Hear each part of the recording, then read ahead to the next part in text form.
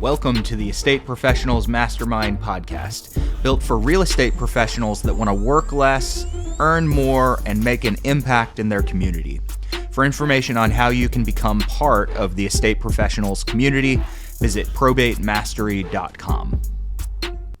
Let's get started. I'm a minute late, and we had some housekeeping. So housekeeping that is needed because I was trying to get Jeff set up in that calendar last night. For those that don't know, Jeff was talking about the partnership and the coaching calendar we do over on the side, about 8 coaching sessions per week where we get together, we drill, we practice, we role play. It is extra, so it's for either people that have jumped into coaching or are in our partnership program, which is has been officially soft launched for a long time. We really haven't hard launched it yet. So we do have a partnership program where basically I run your operations model for you, and you close the deals and talk to the warm leads.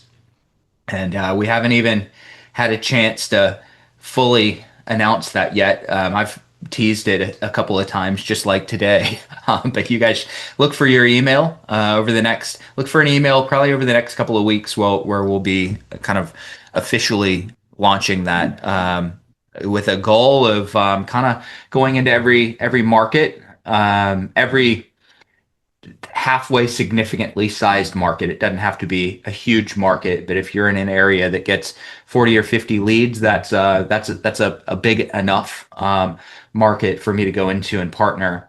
And I really need to be pretty cautious on talking about partnership, because a lot of people are here and they're like, well, Bruce, we're going through Probate Mastery, we've been through coaching, we're running a model, or we want to run a model. Maybe we want to spend some of our own time on the phones, or maybe we want to send our own mailers out. Maybe we want to build our own attorney relationships. A lot of different things, a lot of different ways to run this probate business.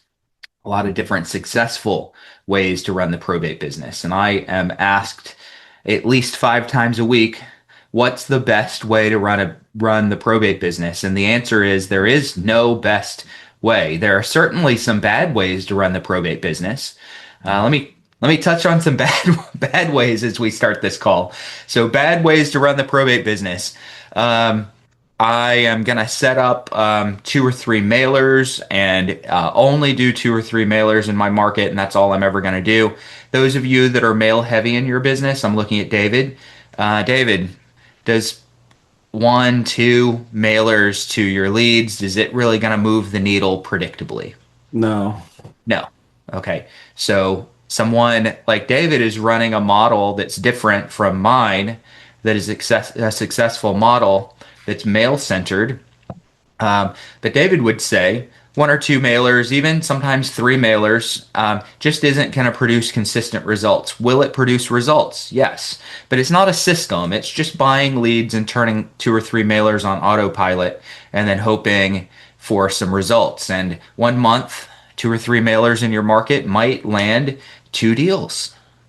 6 months in a row, it might land 0. So it's just unpredictable. It's just not predictable. So that's why I say it's a bad model. It strictly due to the predictability or lack of predictability.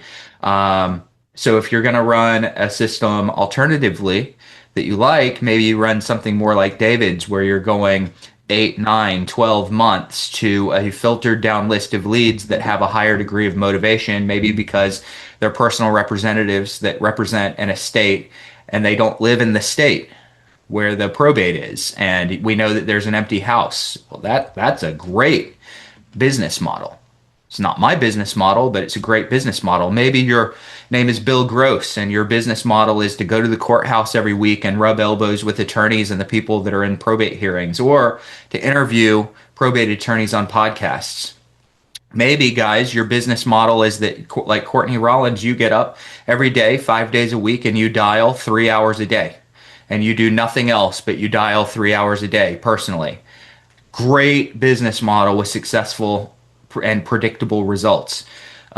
Maybe your model is to hire an ISA and run an ISA. David Cordero runs as I'm not sure if you're running an ISA now, but runs ISAs and gets them to heat his leads up, and then he jumps on and has conversations with them. Maybe you go out and you network and you build up a big group of vendors that all serve in this community. Maybe you go after assisted living. All of these models are can be very profitable, very predictable, very consistent, and can be a great model. So when I talk about partnership, I just picked a model where I spend money in lieu of spending my time finding deals.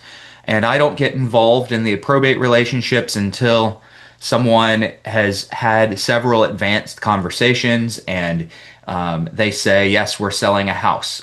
My model runs on autopilot with my mailers, my videos. It sends packages out. I've got ISAs making the calls. I have real estate agents that are handling kind of level two of the call. And then once someone is really, really close, I step in, I close for an appointment, I go on the appointment.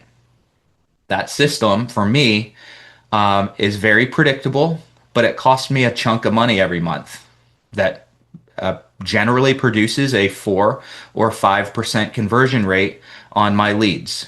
So 4 or 5% total conversion rate on my leads. And you guys are like, but Bruce, isn't there 20, 25, 30% conversion rate available on probate leads? The answer is yes. And the answer is you guys can run any model against that and pick up your 1, 2, 3, 4, 5%. There's tons of probate business. I've just found a model that grabs me my portion, my 4 or 5% in markets that I go into. And mine's the lazy version. I trade dollars for time and effort. All right. So you guys could do the same thing. So my objective through Probate Mastery is to teach you the different ways that you could run your business, the different ways that you should look at your probate business, and then I essentially say, now go pick your model. And if you ask me which one's the best, I don't know. Pick one, run with it, make your adjustments. You do need to make adjustments. I have to adjust my model all the time. There's things that I go, this is going to work, and guess what? It doesn't work. So I make an adjustment. And if you're able to pick a direction, stay consistent with it, and you're not rigid in the system that you've picked, you allow yourself the room to make mistakes and make adjustments, you're going to be wildly successful. And we've got plenty of people here that can demonstrate that.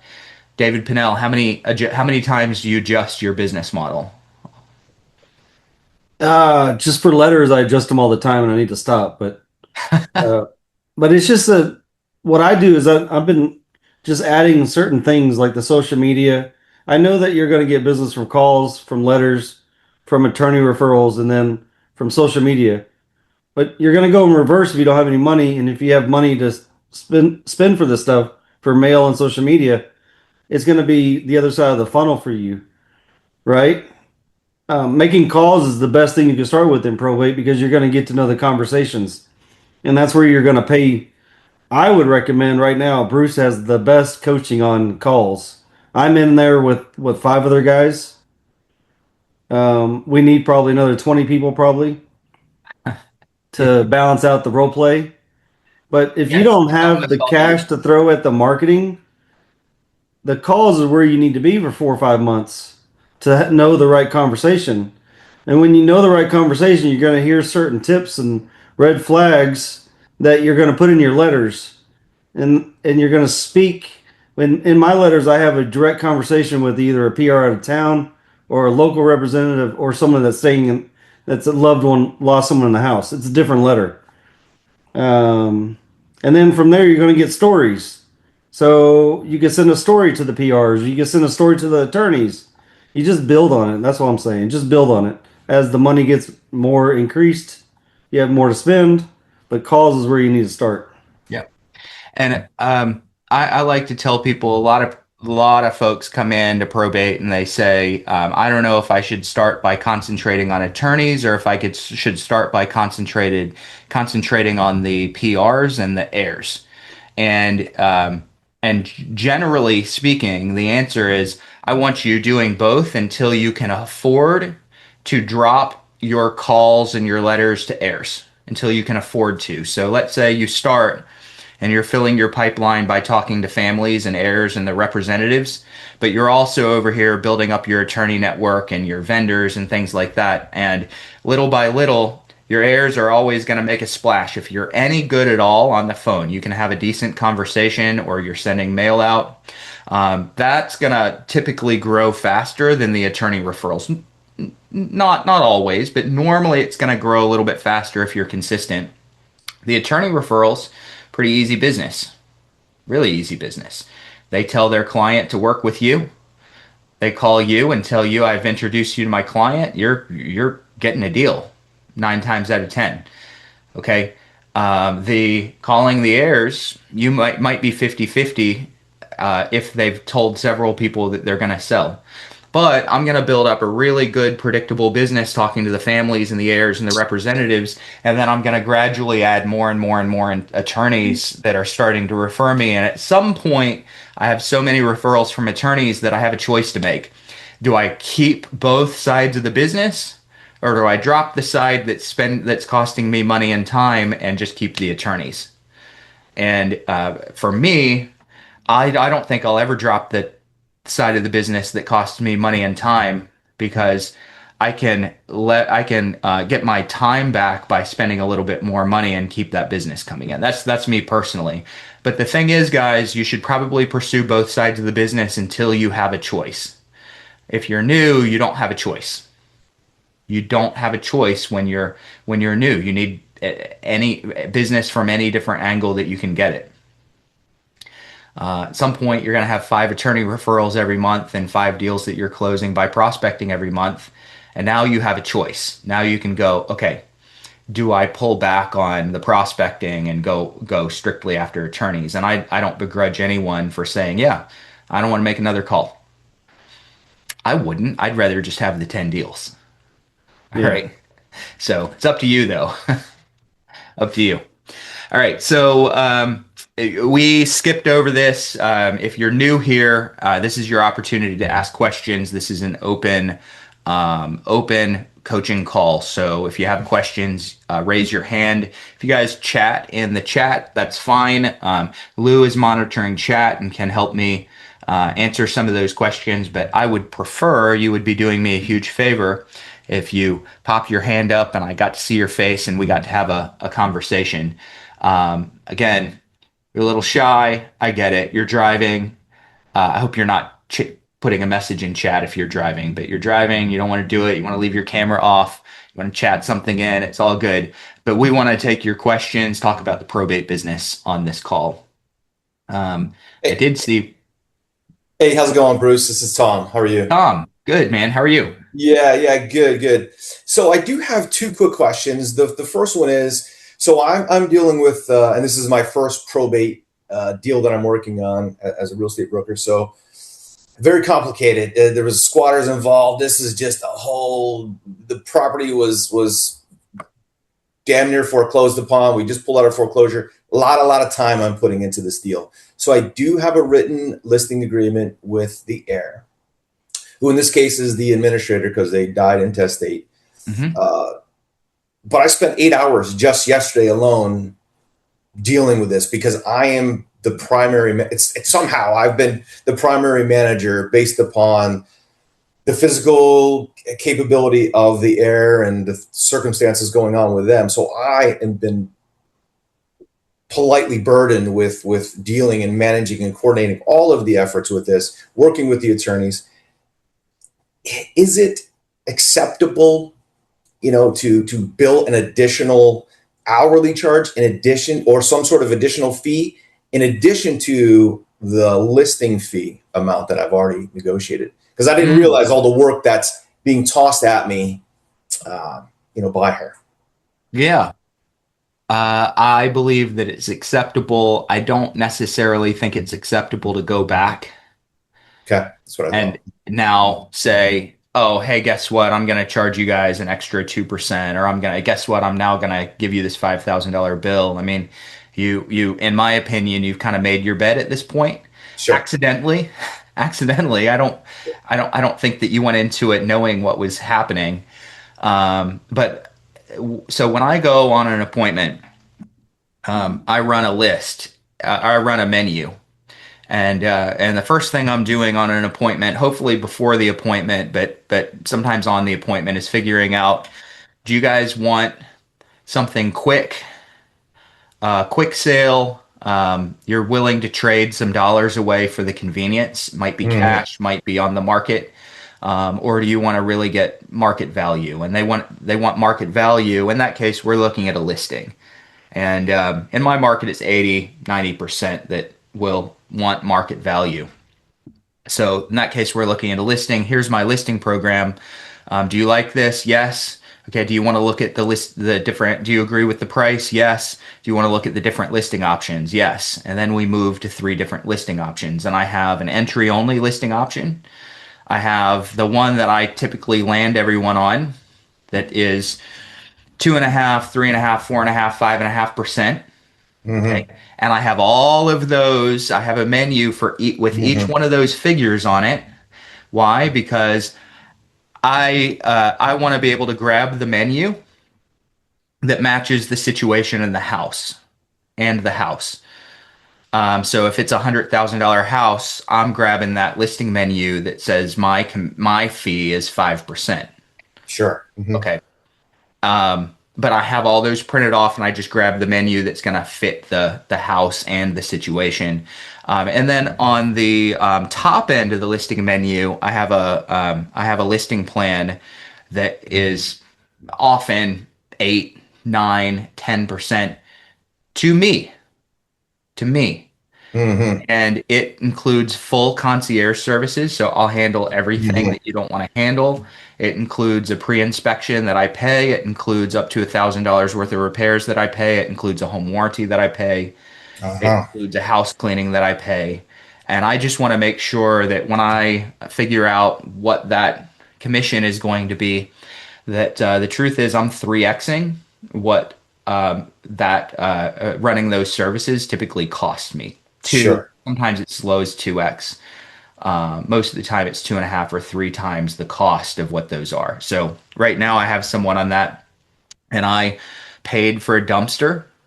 I paid for his lock change. I paid for his cleaning. I paid for his clean out. I ran the tag sale, or I got someone to run the tag sale. Sure. Now I charged him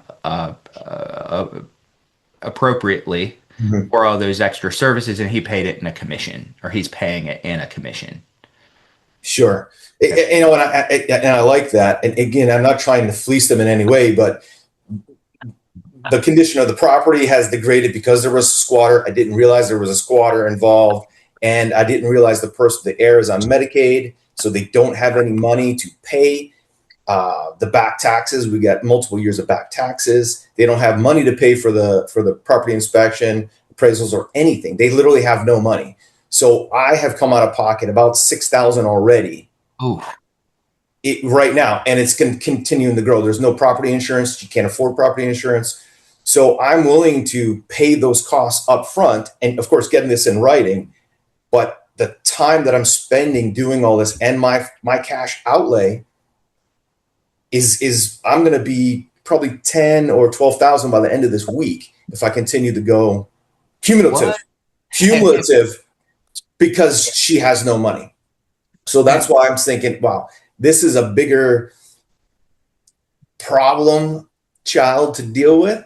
And so I would like to go back and work with her and say, listen, I of course want to work with you, but these fees, these costs that are literally coming out of my pocket for thousands, just something Yeah, should.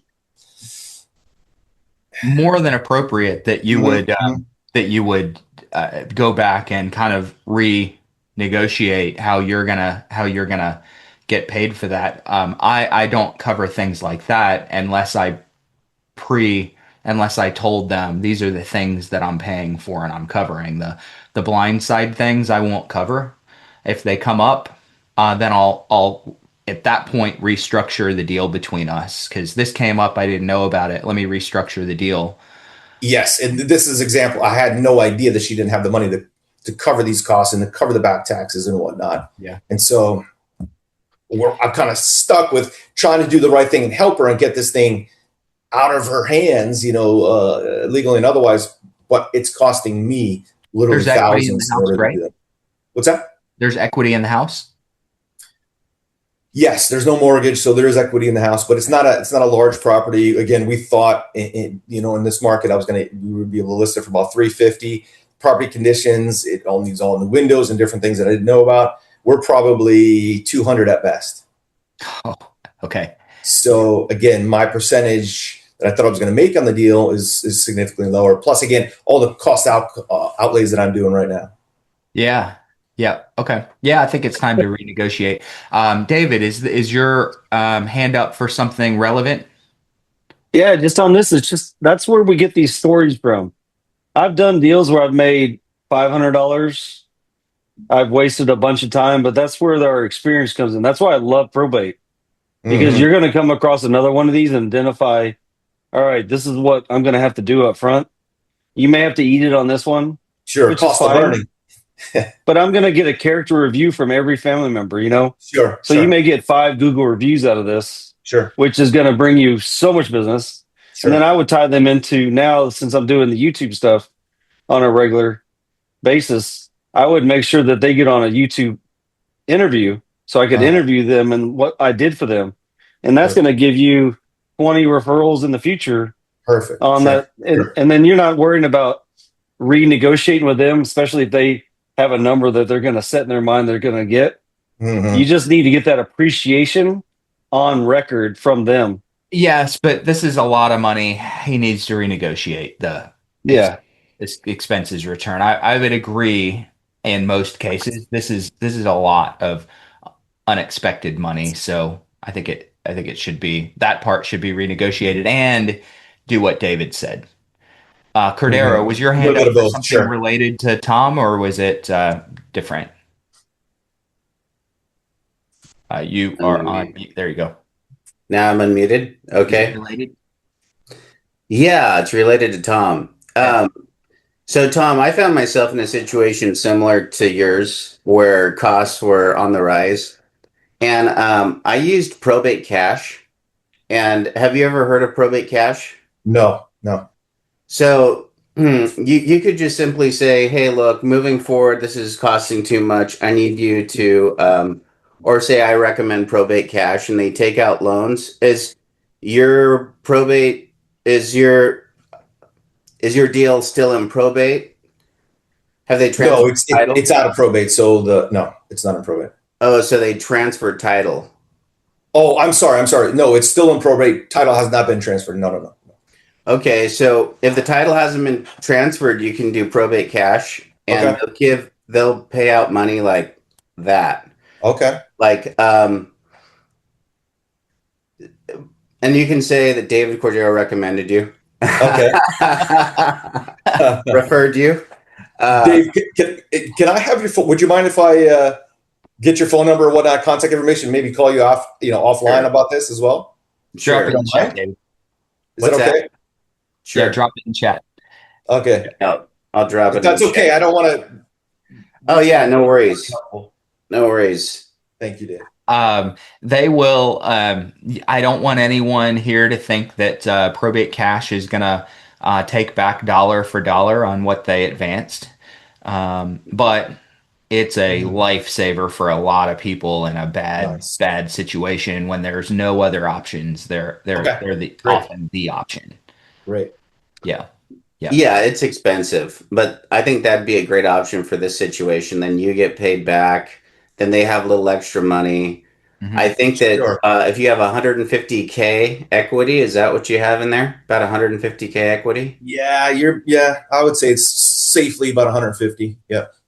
Yeah, I think they loan up to like 30% of equity. Do you remember Okay. what that is, Bruce? No. Mm-mm. I think it's like 30% of the equity, so it's quite a bit. Okay, And great. anyway, it's a great way to have fast cash if people's backs are against the wall Okay. in probate. And I think the only prerequisite is they have to be in probate. So if they actually transferred title, which a lot of times the attorneys want their clients to do, is transfer it into the rep's name. I don't know, because they make a few extra bucks and they close out probably Mhm. quicker.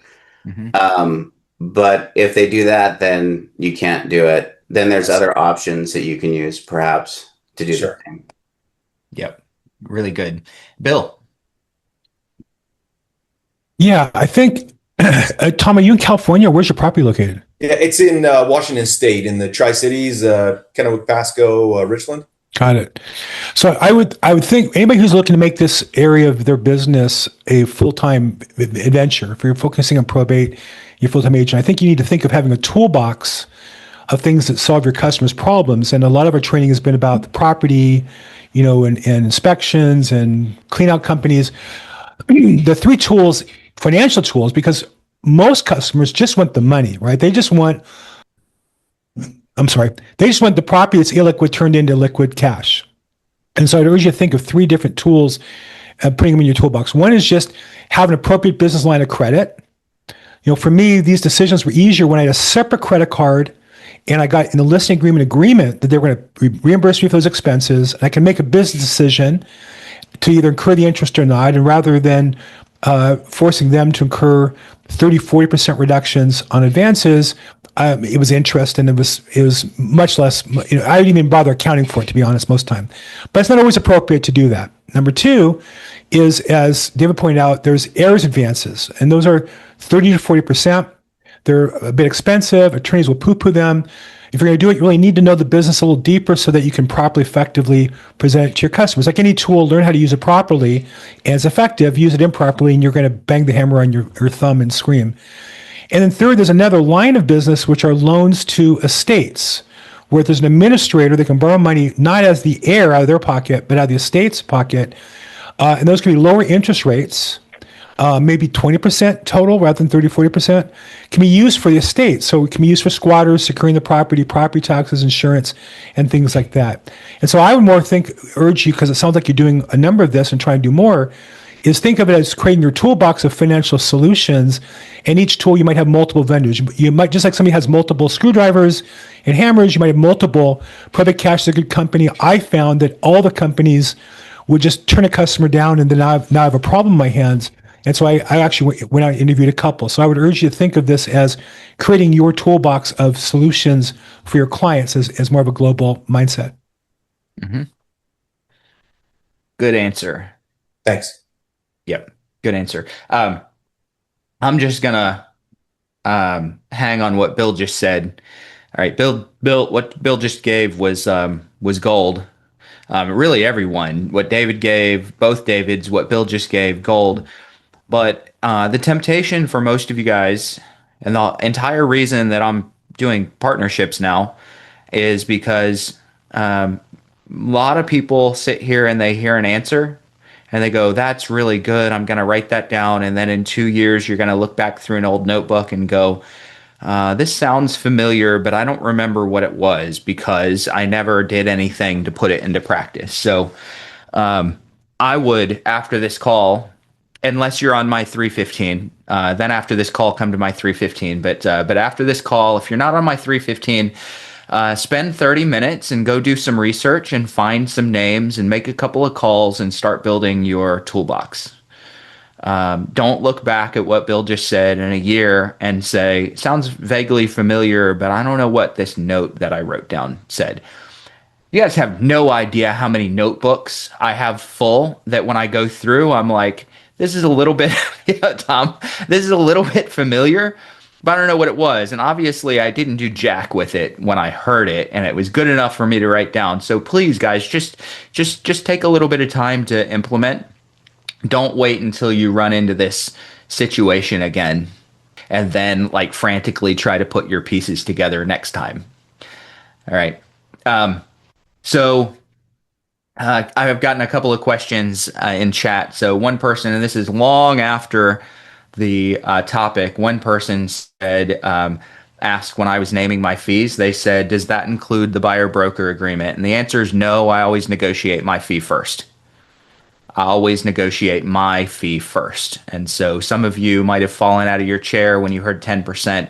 I don't charge 10% very often. Don't get me wrong, but I charge 4 and 5% really frequently, and I always negotiate my fee first. And I'm very clear with them. This doesn't include anything that we might pay to the buyer agent, and we'll talk about those options in a minute. first option that we're talking about is what I do for you and what I make. Make sure that you're comfortable with that, and then we'll talk about whether we should pay a buyer broker. And of course, I'm always going to recommend that. But I don't want to talk about that until until I've gotten my stuff settled. All right. Hey guys, I'm butting in here with a quick ask. If you're getting value out of this coaching today, I want to invite you to check out my Probate Mastery trainings over at www.probatemastery.com. Probate Mastery is for you if you're an agent or an investor that wants to work with motivated sellers that have inherited real estate that they don't need and in many cases can't afford. These sellers are more appreciative, willing to trust your expertise, and less likely to nickel and dime you over commission or price. Why is that? They're often in the middle of a complex probate or an estate administration process, and this means that real estate is very often a burden on them, and they simply need the help. Inside of Probate Mastery, I teach you exactly where to source your leads, how to establish value, and offer your service in a way that quickly makes you, as the professional, your market's expert in the probate space. If you want to know a little bit more, go over to www.probatemastery.com. Hope to see you guys inside of the community. Thanks. Another Greg, I'm probably skipping over some questions. So if there were questions I'm kind of skipping over in chat, it's because I'm not very good at looking at chat when we're talking. So how much does it cost to get on the 315 call? And I don't want to just leave that as like an intentional ignore. 315, I'll tell you guys, I want partners on that call first. Some people choose not to go with partnership and they want to just do coaching. So I am not going to answer how much coaching costs publicly right now because it does definitely change. And as partnerships ramp up, it will be more and more expensive because I'll be able to just say, hey, got to be partners. But I want partners in markets. And so partners get it for free. If somebody's not a partner, they can jump in. You learn everything that the partners are doing, get to build it yourself. But it's expensive. Okay, I'll just say that. So if you want more information, you can go to probatemastery.com. Scroll down below the fold. So just scroll down about halfway down the homepage, and there's a book a discovery call link. Book a discovery call, and you can hear a little bit more about that. All right. Any other questions? How's everybody's business doing? Anybody have? By the way, Tom, I think you said you had two questions. Did I miss I did, and I'm almost a little bit embarrassed to ask the second one. But again, this is my first probate deal. And so I found you guys and said, oh my goodness, I definitely need help. So my last quick question is how to address, or the most proper way to address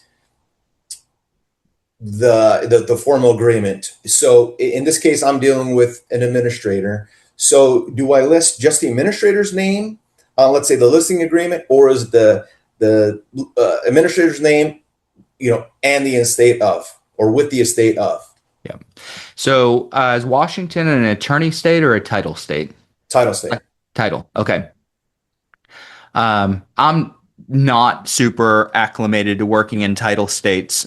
So someone that is acclimated to the owners or the title should probably be able to tell you, someone in title. For me, I just go straight to the attorney and I just ask. In general, in most states, not all, but most, if you are, if the representative is an administrator, meaning there wasn't a will and their state assigned, correct, then normally all the heirs are going to have to sign. Okay. Now, this is not true in all states, but generally all the heirs are going to sign. On a listing agreement, I might be okay just having the rep sign, sure. But anything else, when we get to signing contracts and closings, everybody's going to have to sign. Sure. Okay. In general, if there's a will and you are appointed by the will, you're usually as the representative, you're typically the only signer. I see. Okay. Yeah. So you're probably going to need to chase down some additional heirs and signatures. Sure. Anybody have a different answer? You guys are in 50 different states. What are you guys seeing? I'm in North Carolina, so I've basically done probate in Virginia, which was an attorney slash title state, but we always had an attorney. And noticed back then I just accidentally did probate. People would show up with a will. I didn't know anything about probate, and I would have to chase a lot of people down depending on the attorney I was working with. In North Carolina, I actually started paying attention to it. So I know North Carolina, and then I hear the stories from all the other states, and so I know everybody's a little bit different. So anyone with experience that has a different take on what I just said, chime in, please. No? No different take? So I didn't completely botch it? All right. So I want to. So if you partner call, Janice had asked how to get on the partner call. Book a discovery call. So probatemastery.com. Scroll about halfway down that homepage, and there's going to be a button that says book a discovery call. If you book that discovery call, one of our folks can walk you through the partnership plan. To be very clear, partnership plan, you are legitimately, I really don't give partners the option of running their own separate model. We are running my model. And again, my model is not the only way to do the business. It is absolutely not. But we're running my model. I've got one particular model, and why did I pick it? It's just the one that I picked. I'll teach you guys all the other ones if you want. I'll teach you that one if you're in coaching. So I just want people to know that if you show up and you're like, hey, I want to run your model, but I don't want to give you these leads. I want to do a little bit of this, a little bit of that. It just doesn't work for my system. So when this is fully launched, and it's launched, it just hasn't been announced officially.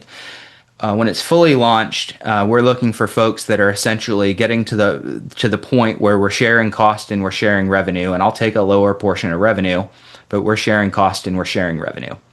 All right. Who else? How's business, Bill? I always know that I can at least pick on Bill a little bit if it gets too quiet. Really good. I mean, I'm intrigued to learn more about the partnership aspect. So I'm going to book a discovery call, get some more details. But no, really good. I think this business offers opportunity to distinguish yourself from other realtors in that, number one is focus on listings. I mean, that's really got to be the key in real estate. And two, it accumulates. The more I work with attorneys, the more attorneys call me back from 5 years later. It's just a business accumulates for referrals. So it's been great. I mean, I'd love to do more, but I have great closing this week and another one next month, and things are going really well. Mm-hmm. Good. You guys can really scale this to the degree that you want to scale it. There was a time when not the year I moved, but I came out of Virginia, being part owner of a team that was doing 230 to 250 deals a year pretty consistently for 5 or 6 years running. And before we brought listing agents in, so it's probably somewhere around 2013 was the last year I ran this.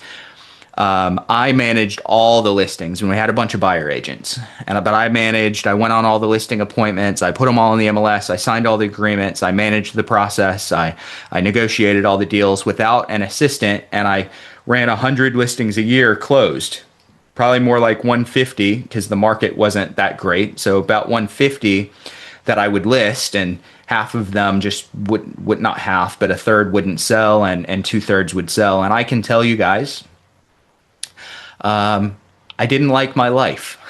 Okay. It was not fun. I have zero interest in running a business like that. I don't care what the money is. Now, it just so happens that our average price point back then was like 130,000. So the money wasn't all that great, but I decided I really didn't want that model. When you look at your market and probate, the first thing you want to do is figure out how much business is available in this market, how much is available. And if you guys know your lead counts, I'll give you guys some ratios real quick. So about 65%, sometimes higher, sometimes lower, but about 65% of all probate filings are going to have real estate. It might not be in probate, but there's going to be real estate connected somehow. So 65%. Again, I've seen markets where it's as high as 85, 90%. I've seen markets where it's 50%, but 65, 70 is a pretty good rule of thumb. So you get 100 leads, there's 65 with real estate. About 60% of those with real estate are going to have some kind of a short-ish, short-term need to sell, and it's short-ish. Some people think short-term need to sell is 3 months. No, that could be a year and a half for some surviving spouses. It could be 2 years for some surviving spouses. Average is 6 to 8 months, somewhere between 6 and 8 months. So you've got your percentage that are going to go lightning fast. They have an urgent financial need, and you've got your percentage that have no financial need. They've got a house that's either lived in, that they're just gradually getting things in order to move, or isn't lived in, but there's no payment, and they're going to take 6, 8 months. But somewhere around 60% are going to sell. So you take your list of 100 leads, it's down to 65 with real estate. You chop that again down to, let's call it 35 that are going to sell. So 35% of any market is going to have a real estate transaction in your if you see a probate filing. Personally, I have absolutely zero interest in getting 35 deals a month. Would it be nice? Yeah, I couldn't build a local team to manage that personally. What I do have an interest in is getting 5 out of 100. That's what I'm incredibly interested in. It's great money. It's easy to manage if you've got the structure and the team and the systems. Really easy to manage. Some people are going 2 deals is overwhelming me. Put better systems in place. So I'm interested in 5, which leaves 30 left for everybody else. And I'm absolutely killing it with my 5 per 100 leads. Now my market has about 200 leads a month. So I still only want about 5 or 6 deals, okay, personally to manage. And I'm not personally interested in managing others. Could I build a team? Yeah, and we've got team members, but right now I'm a little more interested in building other markets. So in Raleigh, North Carolina, I go, hey, I want my 6. Somebody else can go get the other 72 or 74. All right, I'm good with it. All right. So you guys decide how much is available and how much do you want. And then the question is, can you put together a system that will get what you want? And the answer is always yes. Then you need to look at your system and say, will my system get me what I want? If the answer is no, you better go tweaking. But there's as much business as you possibly want in the majority of markets here. You just have to figure out what you want and start to build a system that will support that. And I would encourage you guys not to build a system that traps you on a hamster wheel where you're a slave to your business. There's nothing worse than that. I've been that person. And at 35 years old, I decided that I wasn't going to be that person anymore. And I was young. I quickly, after a couple of years, I was like, no, not the life that I want to live. I don't care how much money it is, not the life I want to live. Chad. Okay, how you doing, Bruce? Really good. How's it going? Excellent. You look great for 35. That was 35 back then, and I Ah, don't look great for 35. That was 11 years ago. I certainly, I mean, that it would be very nice if I looked good for a 35-year-old, because I'm not sure I look good for a 46-year-old. well, so I wanted to ask you, I actually got a referral for a reverse mortgage, and the family's very motivated. So I'm like, when I say a reverse mortgage, a probate deal that has the reverse Yeah. mortgage. Okay, cool. hmm And I was thinking, do you have any strategy to connect with or find more reverse mortgage probates in particular? Uh, no, other than to vocalize it and speak it. Okay. Okay. And when you speak it, and you activate your reticular activator, if that's the name of it. I can't remember, but it's essentially where you get into a reverse mortgage and you'll probably start to see them everywhere. There are people that filter for it. I don't necessarily know how to run a filter on a list that identifies only reverse mortgages. There are people that say that they've figured it out, and then I see their system and they haven't. What I would probably do is get hyper specific on how you describe your specialty.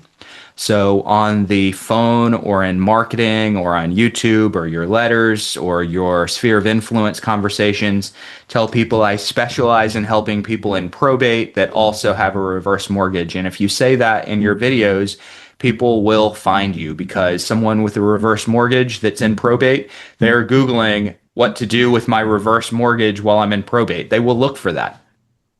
And if you say it in a mailer, they will hear that and they'll hone in on it. And if you say it when you're talking to people that you know in real life, they will go, man, I've never heard of anyone that specialized in probate and reverse mortgages. And they'll be listening out for it because it's not easily forgotten. It's very hard to forget someone that specializes in that thing. It's really easy to forget Joe Blow real estate agent that says, oh, by the way, if you ever know anyone thinking about buying or selling a house, I'm never too busy for your referrals. That's easy to forget because we know 18 million of those people. But when you talk to someone that specializes in something that's hyper specific, you will remember. And when you hear about it, you're going to say, hey, my friend Chad does that. I would put it in marketing as well. Okay, awesome. Yep. Okay. If anyone has a way to filter, please share. I've never filtered for that, and so I can't tell you how. There might be a way to do it. I just haven't done it. Okay. Cool. All right. Well, thank you so much, Bruce. I really Absolutely. appreciate it. Yeah. Hey, Garlinda, hand came up, down a couple of times. You have something?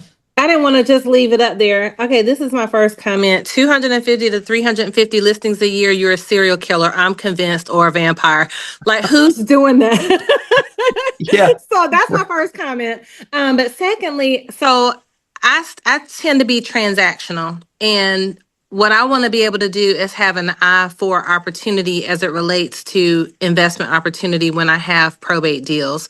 And so how did you make the shift from just looking at listing, buyer, to there may be an opportunity here for me to increase and build my wealth, and I'm the first person to have access to the deal. Although I know I can't keep that from my clients that they're interested, but how did you make that shift? How did you shift your eyes, I guess is the question. Well, I'm not necessarily shifting my eyes. I'm shifting my prospect's eyes. Okay. Okay. They don't know what the options are. And I am asking questions that allow them to see what the options are. Okay. Now, I guess I first have to shift into recognizing that maybe I should ask some different questions. So technically, maybe that is the shift that you would need to make. But you need to ask some different questions, and then those questions are going to open prospects up to different options. So I am going to approach this from the opposite side of what you were just asking first, and then we'll look at what you were just asking. So the opposite side, and I hit people in coaching with this all the time. You have inherited a house. I don't care if you've inherited it or not. You have a house. You have a house, and you think you need to sell. Do you want to list? How many people here? If you had a house that you needed to sell, and pretend you weren't in real estate, you have a house that you need to sell. How many of you would throw your hand up and say, I want to list my house. I want to hire a listing agent and sell my house. Do I have any hands? I'm going to sell my house. I want to hire a listing agent and sell my house. No way. I don't see any hands. I don't know. I think I'm kind of greedy. I'm not sure I would go that route first. Yeah. What do you want? You want to sell your house. What do you want? You want it sold. You want it sold. What do you need to get it sold? An offer. An offer. So 90% of us in this room are probably real estate agents, 10, maybe 20% of you guys are investors. Love you guys. So this applies to you. I don't have to teach you investors this concept. You already know. What are you saying on the phone? Hey, you want to sell your house? I'll give you a fair cash price, and you don't have to pay commissions. People that want to sell a house love that. Now, half of the population out there realizes that if they want top dollar, they probably need to go through the necessary evil of a listing. Half of the population out there does not know if they want top dollar, they need to go through the necessary evil of a listing. But if we're realtors, we're an inconvenience that stands in the way of getting them top dollar. Okay. And I would argue that that most of the time, if you want top dollar, you probably should list. So what we need to do is first get someone interested in the only thing that they're really interested in.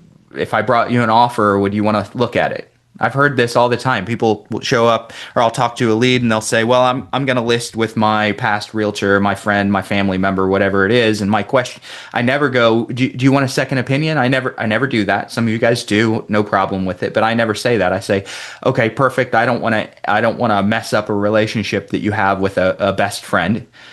If I were to bring you an offer, would you want me to bring it to you or bring it to your friend? And what do they say 9 times out of 10? I'll just bring it to me. I've now figured out that they're really not that much in love with the agent that they said that they were going to list with. They just told me that they would gladly cut their best friend out, gladly, to see an offer. So now I know that they're not 100% committed. Now I'm going to go in either on the phone or at the appointment, and I'm just going to give them the opportunity to tell me if they would consider less than full market value. Would they consider it? So during our conversation, I go, there's really 2 different ways to sell. We could potentially aim for full market value. Right now, the market takes about 60 to 90 days to sell a house at full market value, add another 30 days for closing. Or would you prefer to maybe go a little bit less than market value, but just get something really fast? And a lot of people, not everybody, but a lot of people are going to say, yeah, I want speed. Speed's the most important thing to me. Okay. And now I know that I've got an opportunity to talk through the chance that I might be able to buy the house. Okay. A lot of people are going to say, no, I really want to get as much as I possibly can. Okay. Now it's, all right, let's take a look at some of the listing options, because if you want the most money, we probably need to look at a listing. Okay, but I get them to show their hand first. What are your goals? Speed or money? Speed or money? Okay, it's the same thing that I started the call by telling you guys. My goals are to not spend a lot of time finding business. I trade money for time. Okay, prospects, our leads are the same. Some of them want speed, some of them want money. If they want money, we list. They want speed, let me either make you an offer or bring you an offer. All right. So first things first is get someone to show their hand. And if they show their hand that they're looking for speed, then figure out how fast. So is the house in really good condition? Are you just wanting to sell a few percentage point? If it's in good shape, you might be at 5-10% under market value for speed. If it needs a lot of work, you might be at maybe 30% under market value because it needs a lot of work and you want speed. Tell me about the house. And then they'll go, oh, this house is trashed. Well, I've already planted the seeds that we're going to be probably 70% of market value. I've already planted those seeds. Okay. And if they say it's trashed, they already know that that's what we're going to be looking at. If they say it's in great shape, then I'll usually take it to an institutional investor or a buy and hold investor. Or I will buy and hold invest myself. All right, so get them to show their hand. That's the most important thing. Get people to reveal what their goals are, and then you know which route you need to go to accomplish their goal. That was really good. Thank you so much. Yeah, for sure. Appreciate it. Thanks for the question. Good question. Um, and David can tell you, David, you used to list everything and now you buy half of your deals, right? You went through that Yeah, shift, I you just think. get to the point where for me, it's like you try so hard for some family members and they just don't appreciate because some kind of delay, some kind of estimate came in $100 more, or you didn't get their approval on the paint color. It just, it, there was one deal in particular that I put 20 grand into someone's house. Total mistake. No written agreement, nothing. And I changed out the Disneyland ceiling fan that was in the kids' room. And that guy was about to punch me. He was going to drive all the way down from Michigan. And he was literally just pissed off that I threw away his Disneyland ceiling fan. It was on the driveway. He totally wanted that thing to stay in the house and sell with the house. But Yeah. we redid the whole house. Light fixtures, plugs, carpet, paint. Even I think we did granite countertops. And they had it painted with pink and orange and Harley Davidson colors in the garage. And after that deal, I was just like, I'm just gonna find a way that I could just eliminate that hassle in the beginning.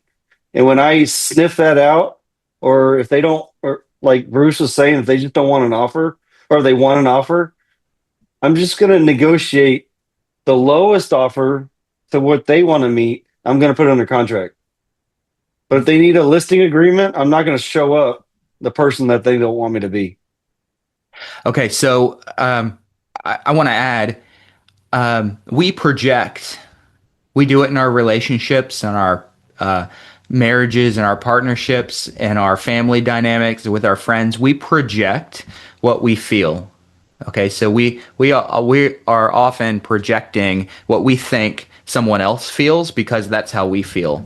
So I'm talking to a room probably loaded with realtors. And what do you guys feel? You have a license, so you probably think everybody loves real estate agents. Everybody wants to be in real estate. Everybody wants to list a house. The longer you've been in real estate, the more jaded you've got, the least likely you are to think that. But especially when you're new, oh, everybody's gonna love me. They can't wait to list their house with me. No, but we do have to recognize if you are a realtor, you automatically have a bias and you project that everyone thinks that they should list to get top dollar. And yes, maybe they should list to get top dollar, but we can't project that that's what they want. One of the best, worst deals that I ever had, I met a guy, he heard me on radio.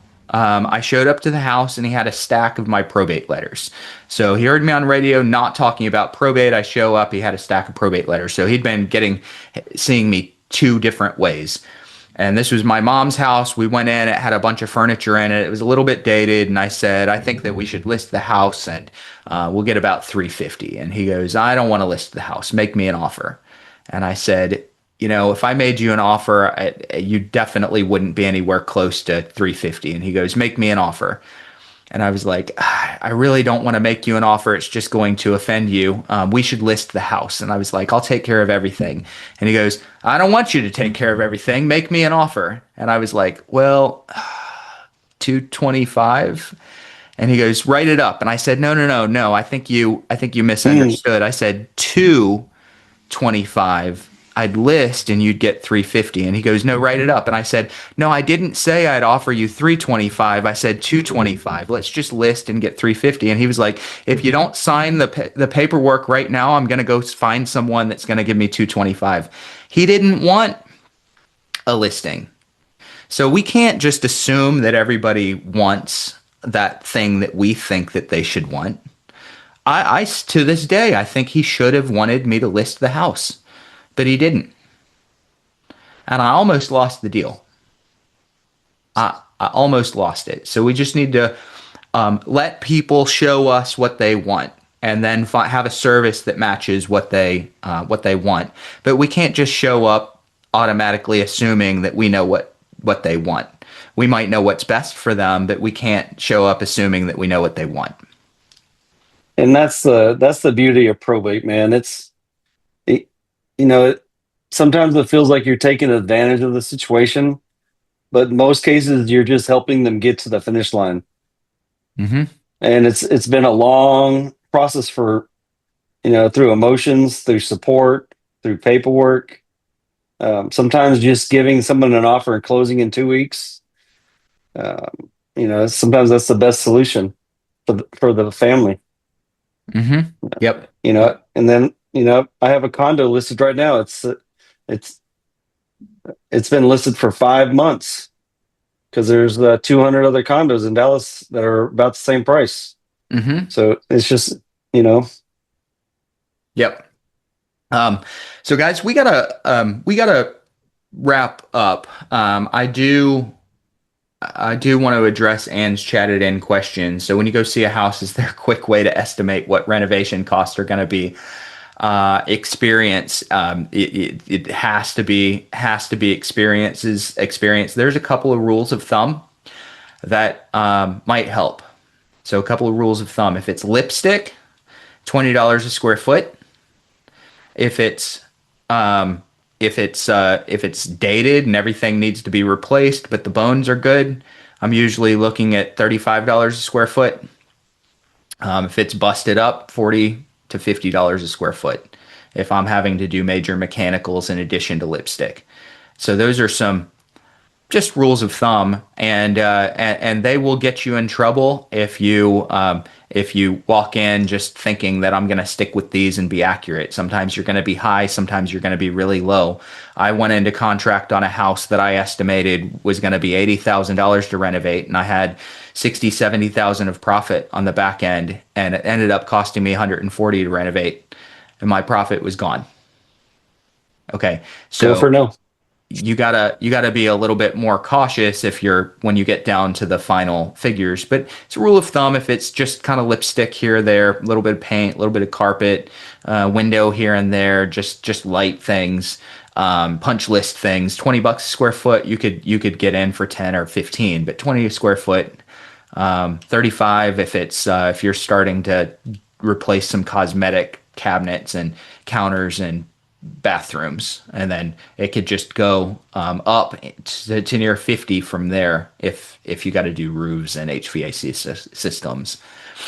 All right. And you're one last thought to that, Bruce, is you're competing against yourself. Most cases, what I mean by that is that you're competing against your own number. Yes, there may be other investors that will bid higher or bid lower or offer different incentives. Realtors offer. You're competing against yourself when you're on that appointment because you could go for the no and then renegotiate in person if they're open to it. If you're in Mm-hmm. person with the seller, it's just like a listing price. Yep. They may say no to your 50% off discount because in your mind you think I got to get this at a certain number, or you may do 80% thinking, hey, I'm going to get this house because I'm giving them 80% because I'm scared of someone else coming in behind me. It's not true. Go Mm-hmm. to your 50% number, then ask them for permission. Hey, if I offer this, would you sign the contract? And you got to be a little pushy, I think, a little. Cool. All right. Appreciate Yeah. everybody being here. Thank you guys so much. I gotta jump, but we'll see everybody next Tuesday, same time, 2 o'clock Eastern time, back on this Zoom. See you then.